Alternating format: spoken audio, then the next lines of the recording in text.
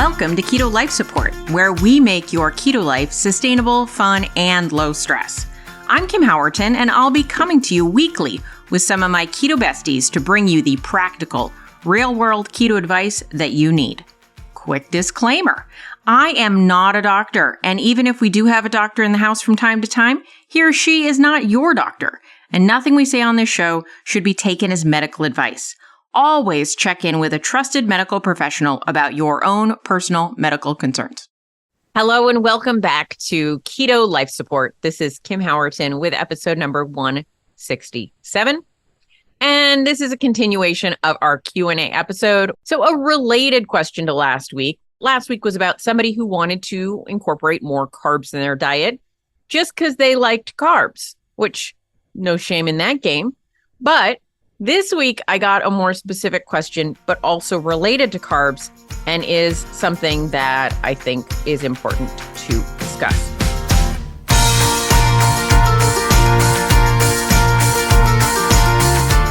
I love that you recently talked about adding more veg to your diet, and you seem more satiated. This happened to me also, and I would love to hear more about your journey into this. All right, so let's talk about that. When I was first keto was exceptionally satiating for me.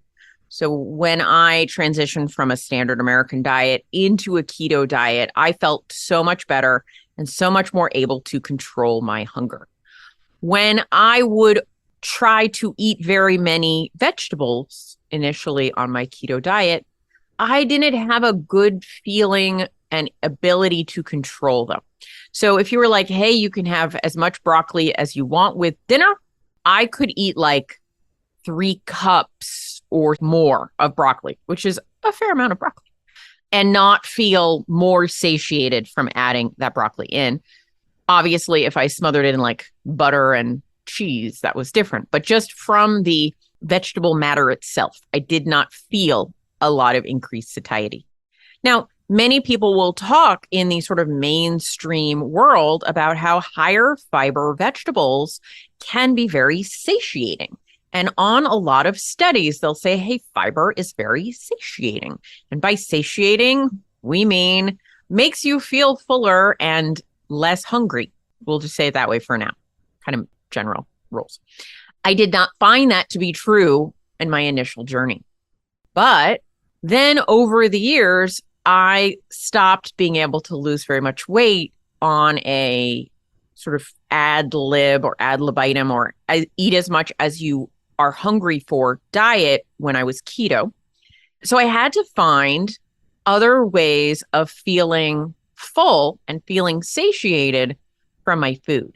And I went on a bit of a journey. I am way compressing this section of the talk because I'm trying to not talk forever. I, over time, switched over to a higher protein, lower fat, higher vegetable content diet. And I did that by sort of checking in with my body about how satiated I feel from different foods. And lo and behold, as I got more metabolically healthy, my body started to act more like the mainstream people said my body should act, which was feel more satiety from higher fiber, voluminous vegetable foods, like big salads, right? Much more satiating to me than they used to be. And interestingly, I started to feel less satiated by a high-fat diet. And so it was like the world was a little bit topsy-turvy, but you gotta respond to reality. And my reality was that I could lose more weight by upping the vegetables and lowering the fat, from where when I first started keto and I was sort of a metabolic mess, a higher fat, very low carb, very low fiber diet felt better to me. My digestion was better, my mood was better, my satiety was better, right? So we're not who we used to be when we go from metabolically unhealthy to metabolically healthy. And so I like to tell people that just because something was true for them before doesn't mean it's going to be true forever. And so that was my journey. To answer this question, I would love to hear about your journey on this, is I transitioned from the higher fat. And then the first thing I changed really was the protein. So I went from high fat, moderate protein, very low carb to higher protein and more moderate fat. Now that happened sort of naturally. When I kept bumping the protein up, I had to bump the fat down because I was feeling really full. And so that was the first step. I went higher protein, and then the fat kind of naturally came down a little bit. But I still wasn't seeing much fat loss in that range, but I felt a lot better. Protein seemed to be a great idea, but I was like, I still want to see more fat loss. That's when I further lowered the fat while raising my carbs very much, almost exclusively, not completely exclusively, but majority from higher fiber vegetables of the low sugar variety, like cucumbers, right? And I get too technical about the genus, right? But like cucumbers, lettuce, peppers, the kinds of vegetables that add a lot of crunch and flavor and fiber and excitement to my meals that I really like. So that was the transition for me. And I was like, oh, look, I'm more satisfied on fewer calories than I was when I was trading those fibrous carbs for fat. So I did a little exchange. I did it gradually, saw how I felt. I tried something. I went back. It's very personal, guess and check. So if you were listening to last week's episode where somebody was asking about adding in maple syrup and honey and oats, I wouldn't start with that step if you're trying to make a shift here. I would do what I did, which is let's just add vegetables and see what happens to our life and move that over. But if you're just like, I crave oatmeal over all else, as I mentioned last week, like we can make things work as long as you're healthy. Do I think that if someone is diabetic, we can dive into the deep end on trying out a higher carb diet? I don't think that's a good idea.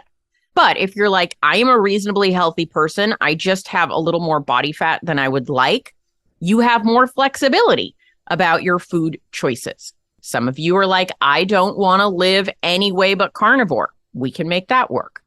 I don't want to not be able to have fruit. We'll probably make that work. If we are able to adjust the amount and the timing and the what else we're eating, right? You can say, hey, I've got some new priorities or some things I'd like to prioritize that I didn't think I could have.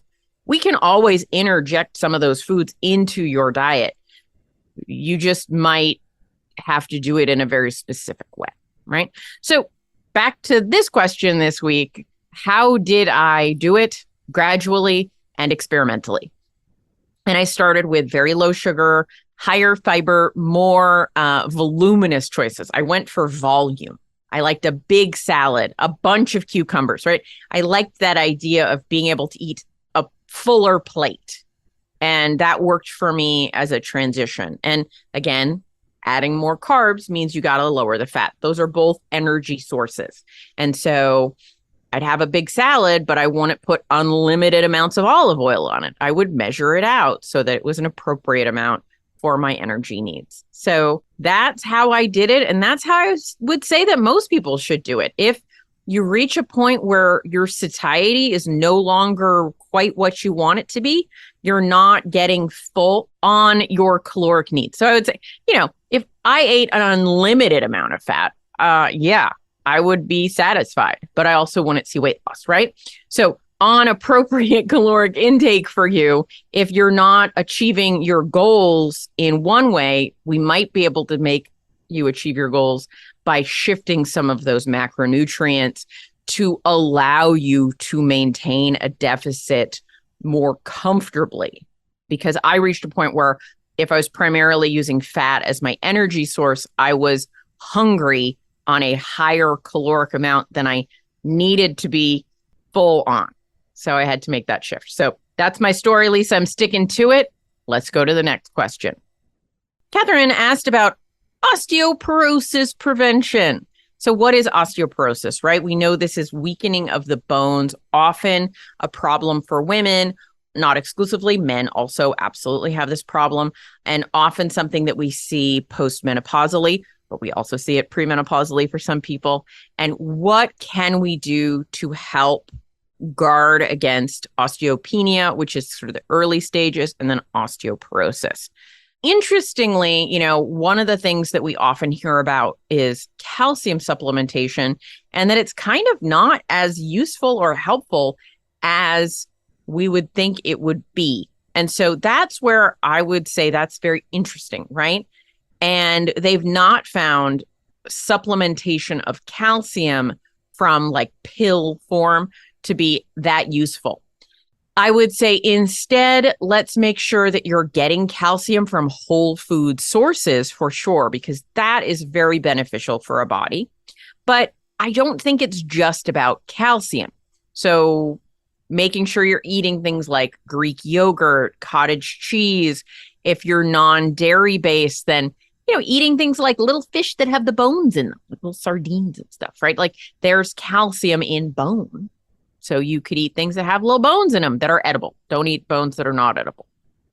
But then we have to look at what else supports good bone health. And I think those kinds of things very much include getting adequate protein. Bone is made up, at least somewhere around half of bone is made up as proteins. So you're going to need a good amount of protein for bone health. So making sure you're getting at the very least your minimally appropriate protein, and probably more like your better than average optimal amount of protein, is a fabulous idea. You want to make sure you're doing weight-bearing exercise. You need to challenge your bones a little bit with that weight-bearing exercise to make sure they're being as strong as possible. If you already have osteoporosis, you need to be careful with this. Work with your doctor and physiotherapist. I am not either one of those things. Because if you're already in a vulnerable state, the wrong kind of exercise can be damaging to the damaged bones.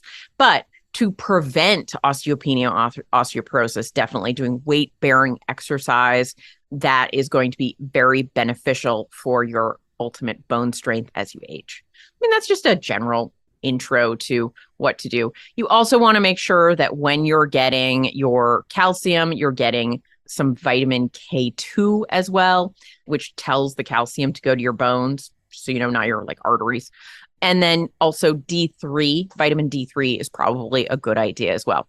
Just overall want to make sure your nutrient profile is looking stellar.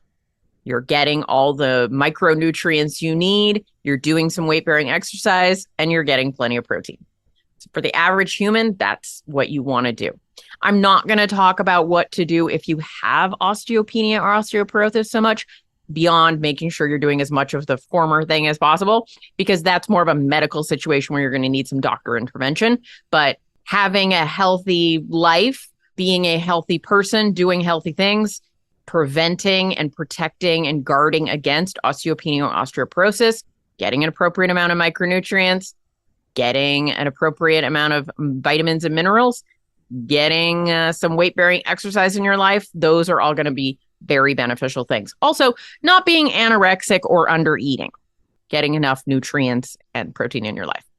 So there you go. That's what I would answer that question. So that's sort of prevention. In terms of management, as I said, you're going to want to work with your doctor on that. Selena asked, how long should a caloric reverse last after a caloric cut? Well, to answer this question, you probably need a little bit of context, because not everyone is going to be following along with what this sounds like very strange words being used in this question. Selena knows that I do something called nutritional periodization, which means different periods where we're doing different things nutritionally. And that might mean if my long-term goal is fat loss, I will go through a period of time when I'm in a cut, which is a period of intentional fat loss, and a period of time maybe where I'm in maintenance, which is intentionally maintaining my weight. And I might also at various times do a period called a reverse, which is eating more in an attempt to bump up my metabolic rate and or recover from a period of deficit, or maybe a period where my hormones don't seem to be responding the way that I want them to my caloric cut. So let's describe. So everything can be a little bit individual, but I'll give you some averages. I might go into a cut for a period of 12 weeks. And so at the end of those 12 weeks, I'm going to come out of that cut. And what I would do sort of as a general rule of thumb is go from that cut to a period of maintenance. Now, with a period of maintenance, I'm going to return to the amount, the caloric intake that I would need to maintain my weight at that time. Just as a little note, remembering that there are always water weight fluctuations you have to account for and you should not freak out about. So if I go from a cut to a maintenance period, the scale's going to go up a pound or two just from eating more food, having more food in my system. There's probably a bit more sodium from the increased amount of food. This is going to mean that there's a slight bump up that has nothing to do with increased fat gain. But I'm going from that cut to a period of maintenance. Now, do I need to do a reverse? Notice they said, how long is a caloric reverse? So a reverse, I would define as going above maintenance. But there are times at which you do the same actions of reversing your calories, which means increasing them. If a cut is reducing them, you can reverse the cut by increasing them. So when would that be? Well, let's say that you have been in what you think should be a cut for a long period of time. That is, you've been trying to lose weight for a long time, but you're not seeing any weight loss. We call this involuntary maintenance, right? You're in a period of maintenance when you think you should be in a cut. That means you're maintaining your weight at what you think your caloric intake should be when you're trying to lose weight. So let's say that's 1,300 calories. You've been eating 1,300 calories, or you think you've been eating 1,300 calories, but anyway, and you are like, what? I am not losing weight and I'm maintaining here. But that seems really low for my actual maintenance calories to be. Well, this can be a place where I would say, well, first, let's actually confirm you're actually eating 1,300 calories. That is the number one reason that this kind of problem happens, because it's really easy to not track accurately or make some estimations or some rounding errors or some eyeballing errors, and you're actually eating 1,700 when you think it's 13. So that's the first thing to double check. But if you're like, no, I have confirmed it, I'm actually eating 1,300 calories and I want to be able to eat more, then we can from there reverse up by slowly increasing our caloric intake until we see the scale going up, at which time confirming that we have hit a surplus, right? Surplus is going to cause weight gain. So that might mean we started at 1,300 calories. The next week, our average was 1,350. The next week, 1,400. The next, we keep going until we see, wow, I am drifting in the wrong direction on the scale, and I now become inappropriate for me. That is also a reverse, because technically we were at maintenance, right? So that's one way, and that's what I call sort of like a fact-finding mission, an exploratory maintenance. And that can often happen when people are new to nutritional periodization or new to this idea of eating more. Then if you are somebody, though, that's an old hand at nutritional periodization, you don't necessarily reverse out of every cut. What you would do instead is you would say, okay, I've been losing weight at 1,300 calories and I want to go into a period of maintenance now, give myself a break, a mental break, an energetic break, a hormonal break, and give my body a chance to recover from some of the stresses that I've caused by being in this deficit. Well, then you can calculate your approximate maintenance calories based on what you've been losing on. So if you've been averaging a pound of weight loss a week at 1,300, your maintenance is estimated to probably be somewhere around 1,800 calories a day. Now, is that an exact figure? No, it's somewhere around there. So what I'd usually do in that case is like undercut it by about 100. So go up to 17. Then I would just kind of start bumping it up a little bit at a time until I hit a confirmation point that that is enough, and then stabilize there, maintain for probably at least as long as I was in the cut for, and then make a decision from there around if it's an appropriate time to cut again, if I have weight that I still want to be losing, or make a good decision about what the next phase should look like. But I would say it's probably a good rule of thumb for someone, I'll say it this way, for someone who's in a healthy weight range, right? So you're no longer obese. You might be overweight, but if you're no longer obese, doing this nutritional periodization to lose the last 20, 30, 10 pounds, that's something where you're going to go through phases and do this slowly and go back and forth to maintenance and back to cut. If you're still class 3 obese, by the way, that used to be called morbid obesity. They don't call it morbid obesity anymore. It's class 3 obese, which is, I think it's defined as a BMI around 40. There's 3, 2, and 1 in descending order of severity. And overweight is defined as somewhere in the neighborhood of a BMI of 25 to 30. Do I think BMI is the best thing in the world? No, but it gives us some ranges to look at. I think if you're near a border on one of those BMIs, it doesn't necessarily mean you're necessarily obese just because you're slightly over that number, because it doesn't take body composition into account. But in a wide range, it could be useful. Also, if you know you're not a highly muscular person, then you can assume that that's probably not the problem, that you're like, oh no, I'm just very muscular and that's why my BMI is so high. You have knowledge to know if that's likely the case or not. So if you're still fairly obese, very obese, you're in a range where your body fat in and of itself is a danger to you, and your metabolic state is something that you pay a lot of attention to. Those people, I'm not going through such 12 weeks of a cut is probably a little short for you. You could go a lot longer because that extra body fat is more of a detriment than it is when you're down in just I have a little more junk in my trunk range, right? And so we're modulating our approach based on what is the emergency. Is there an emergency? There might not be any emergency. It just might be a preference that you'd like to look a little different, but your health is in a good range.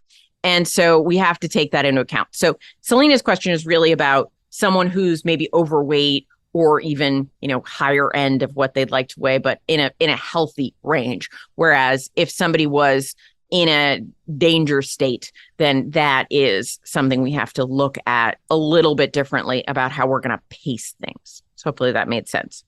All right. Last question of the day from Nan.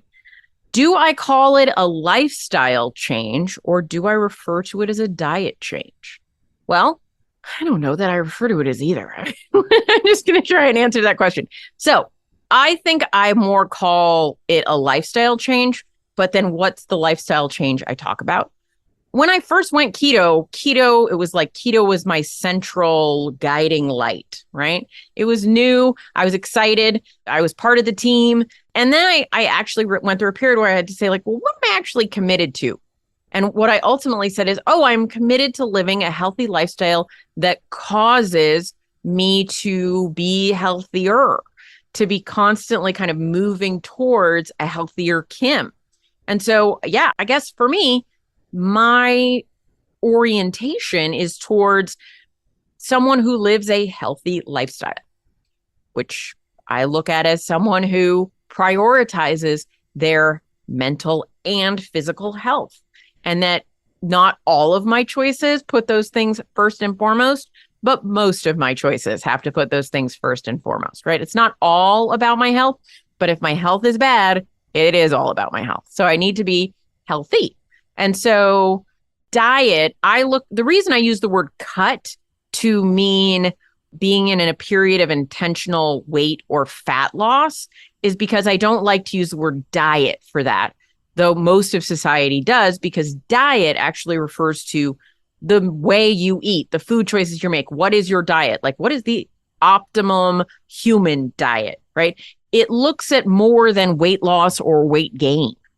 Everyone eats a diet. It's how they eat. So I like to reserve the word diet to be more about eating style or eating approach, whereas a cut is very definitively about cutting calories, cutting weight, right? Or cutting fat.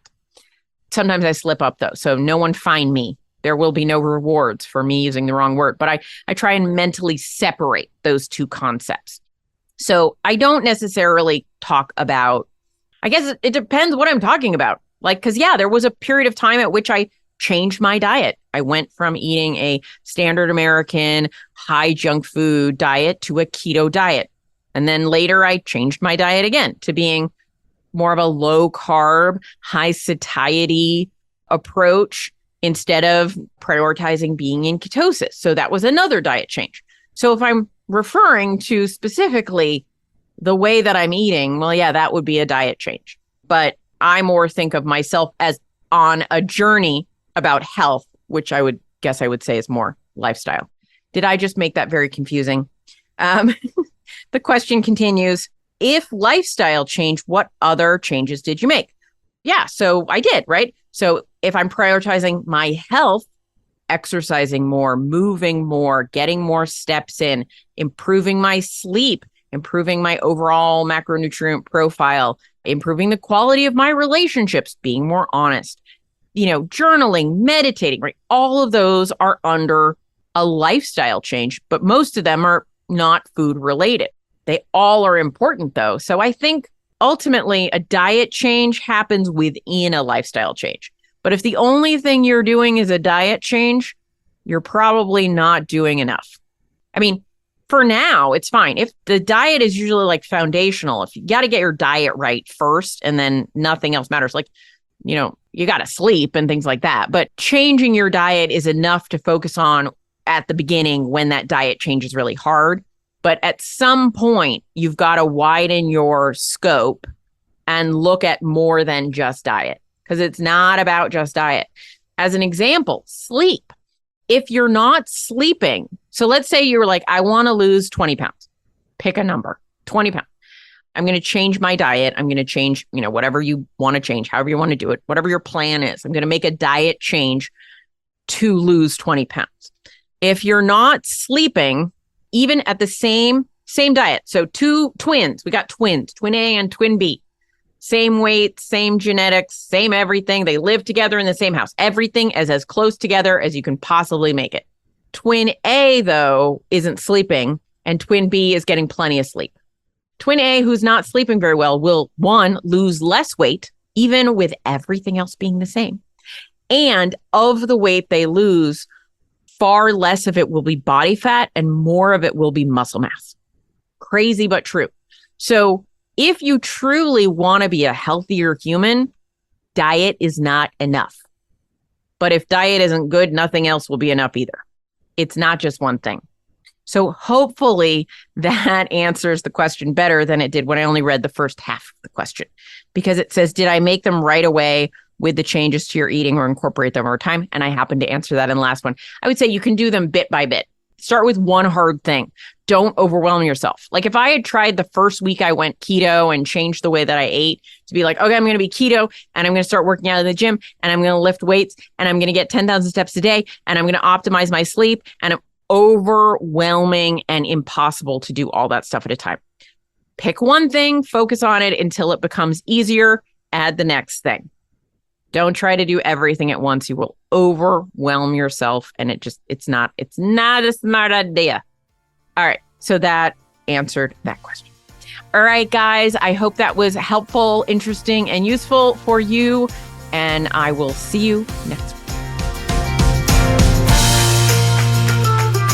Thank you so much for joining us for this episode of Keto Life Support. Want more information? Want show notes? Want to suggest a topic? Just head over to ketolifesupport.com. That's where all that kind of thing can go on. By the way, I have a request. If you could go to your podcast host and hit subscribe, we would really, really appreciate it. And what would be even more awesome is if you could write a review. And what would be even more awesome than that is if you could write like a really flattering review. Just asking, you do you. All right. So thanks so much for joining us. I'm thrilled that you're part of the Keto fam. Talk to you soon. Bye-bye.